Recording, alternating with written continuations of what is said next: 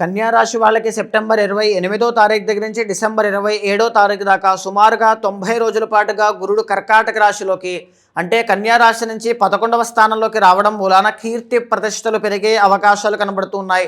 సుఖ సంతోషాలతో వర్ధిల్లే అవకాశాలు కనబడుతూ ఉన్నాయి.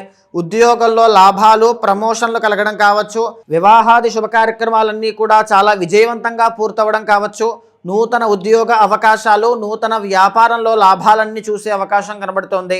మరింతగా ఆదాయం పెరిగే అవకాశాలు కనబడుతున్నాయి. పై అధికారుల దగ్గర నుంచి కానీ పైనున్నటువంటి వాళ్ళ దగ్గర నుంచి కానీ మన్ననలు, ప్రశంసలు, అభినందనలు పొందేటువంటి అవకాశం కనబడుతుంది. ఇదే కాకుండా గురుడు ఎప్పుడైతే 11వ స్థానంలో యోగిస్తున్నారో మంత్రసిద్ధి యోగము, దైవానుగ్రహం వల్ల ఇప్పటి వరకు పడినటువంటి సమస్యలన్నిటినీ కూడా అధిగమించి విజయవంతంగా పూర్తి చేసే అవకాశం కనబడుతోంది. దైవానుగ్రహం చేత ఆరోగ్యం కూడా చక్కబడుతుంది.